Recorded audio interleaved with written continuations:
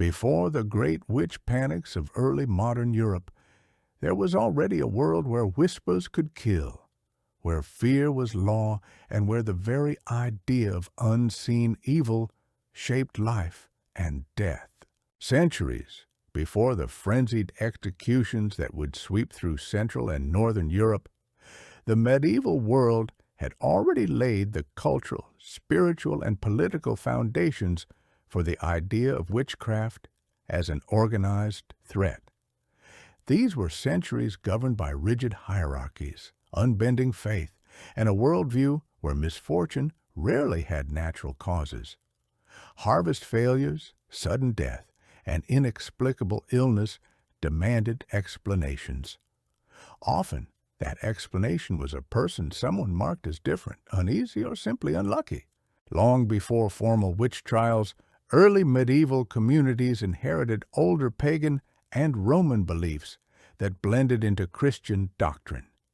In these traditions, harmful magic was a real force, feared not as superstition, but as tangible danger. Villagers believed that certain people could curse livestock, spoil bread, or twist the weather itself. In rural settlements, a single unexplained death could ignite accusations.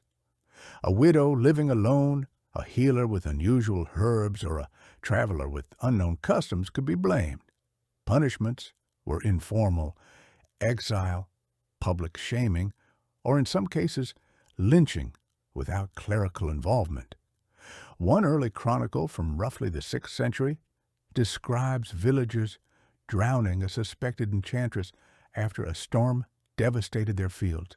The clerics condemned the killing, yet the act revealed a pattern.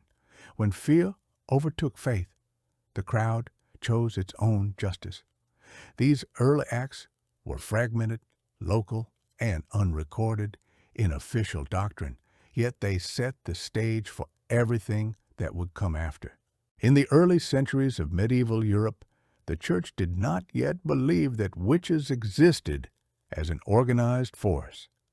The clerical position was that belief in night-flying women, shape-shifting sorcerers, or nocturnal Sabbaths was a delusion planted by the adversary to mislead the faithful. One influential text from the late 6th century declared that anyone who believed their neighbor could transform into an animal was guilty of heresy. This was not protection, it was theological policing. The Church feared pagan survival more than individual sorcery. But this stance created tension. Villagers insisted that magic caused harm. The clergy insisted it did not. When disaster struck, people acted without clerical approval. In some regions, priests found themselves performing unauthorized exorcisms or mediating violent disputes born from magical suspicion. This contradiction, local belief versus institutional doctrine, was the spark that would later ignite systematic witch hunting. Throughout the early medieval centuries, communities faced famine, plague, and endless warfare. These pressures magnified the need for explanations. Misfortune had to come from somewhere. During the Great Famine of the early 11th century, rumors spread across several regions that certain individuals were poisoning wells or enchanting grain stores. Chronicles describe groups of peasants capturing villagers believed to be responsible for the blight. Confessions were often forced through threats rather than torture, as formal torture devices were not yet used for witchcraft accusations. One account from the region of Lorraine speaks of 2 elderly sisters who were beaten and left at the edge of their village after being accused of spoiling the year's harvest with dark wind. Their bodies were discovered days later, but no one was ever punished. These early persecutions lack structure, yet they reveal a terrifying consistency. In times of fear, the community chose a victim before seeking truth. Paradoxically, many early witchcraft accusations targeted not malevolent figures, but healers, herbalists, and diviners, known as the cunning folk. These individuals served vital roles. They treated illnesses, identified thieves through ritual, and blessed livestock. Yet their power was fragile. A healer who failed to cure a child might be accused of causing the sickness. An herbalist whose remedies worked too well could be feared for possessing knowledge beyond the acceptable boundaries of Christian life. In one 12th century case from northern England, a respected wise woman was summoned to identify the cause of a nobleman's sudden illness. After she declared it the result of a curse, suspicion turned against her instead. She was forced to confess under threat and was banished. This dynamic revealed a deeper fear. Anyone who understood nature too well, anyone who could work outside the church's official blessings, became a potential target. By the late 12th century, the church's position began to shift. Influential theologians argued that harmful magic was not impossible. On the contrary, it was a sign of demonic interference. What had once been dismissed as superstition was now reframed as evidence of a spiritual war. This change formed the ideological seed of later witch hunts. The idea was simple and dangerous. If demons were real and if humans could align with them, then witchcraft was no longer a pagan fantasy. It was treason against heaven. Sermons warned that sorcery was a doorway to eternal damnation. Confessors interrogated penitents about charms, curses, or love potions. Slowly, the idea of a coordinated enemy began to grow. This theological reinterpretation marked the turning point. Fear was no longer a local impulse. It was becoming doctrine.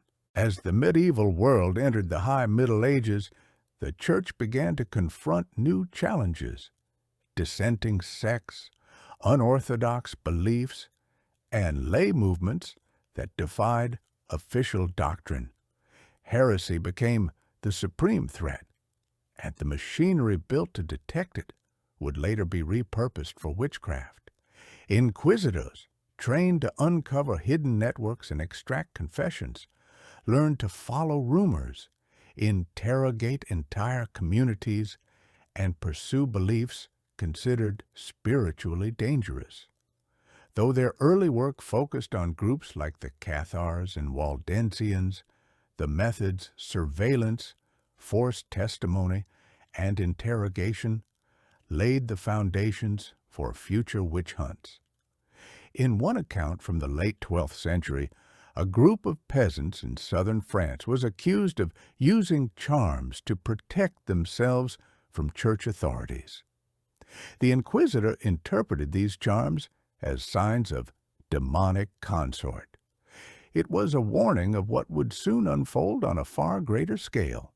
In the early 13th century, secular and ecclesiastical law codes began to acknowledge harmful magic more explicitly. While earlier centuries had treated magical crimes as superstition or petty mischief, new legal language portrayed them as serious offenses. Canon law declared that those who invoked spirits or used forbidden rituals could face harsh penalties. Secular courts, eager to assert their authority, followed suit. The judicial landscape gradually transformed. Suspicion alone could justify detention, and rumors became admissible evidence. An early legal manuscript from the Germanic regions describes a woman punished not for proven sorcery, but for inviting the suspicion of sorcery. Her neighbors believed she could bewitch dairy animals.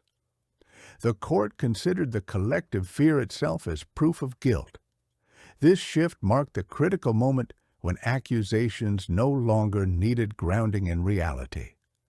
Fear became self-authenticating. Nighttime in the medieval world carried profound symbolism.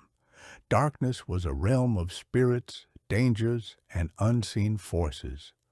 Folk rituals designed for protection, burning herbs, tracing symbols on doorways, whispering prayers over sleeping children were tolerated until the church began redefining boundaries. Simple acts could be recast as demonic. Protective amulets were labeled pagan. Nighttime vigils conducted by midwives were reinterpreted as sorcerous gatherings. Even lullabies containing older pre-Christian elements were condemned as remnants of forbidden rites.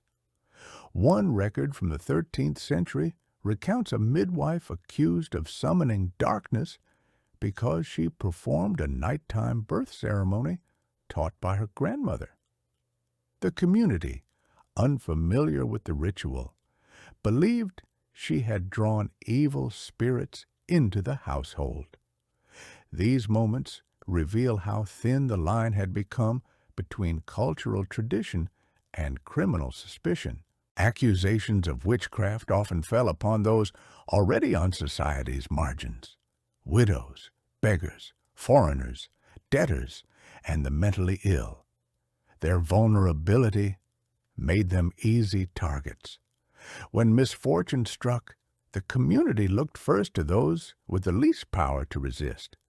In an early 13th century English settlement, a mute shepherd was accused of cursing the village's sheep simply because he could not verbally defend himself. His silence was interpreted as proof of guilt. He was driven from the village and died in the nearby woodlands. Anti-foreigner sentiment also played a role. Travelers from distant regions were viewed with suspicion. Their customs, accents, or unfamiliar clothing made them candidates for blame. Such accusations were not strategic or ideological. They were emotional, born from fear and the human desire for simple explanations. Throughout medieval Europe, weather determined survival. Too much rain led to rot, while too little brought famine. When storms destroyed crops or lightning struck homes, human agency was often sought.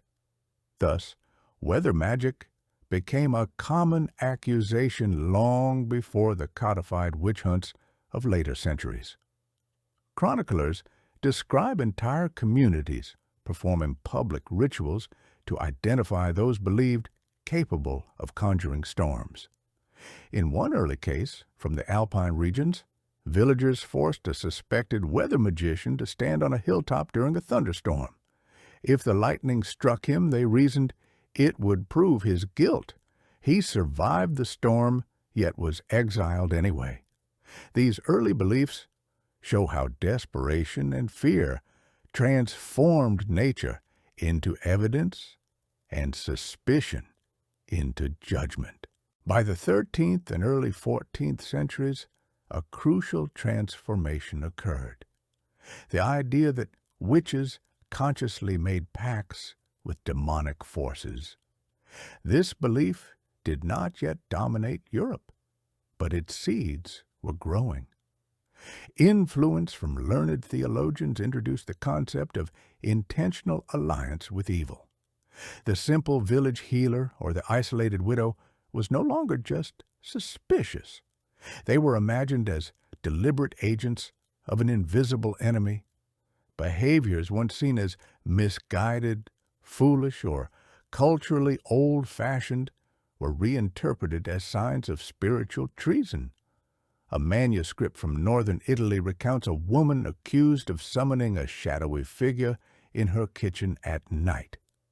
In truth, she claimed to be speaking to her deceased husband. The inquisitor declared the figure demonic and her grief a gateway to corruption.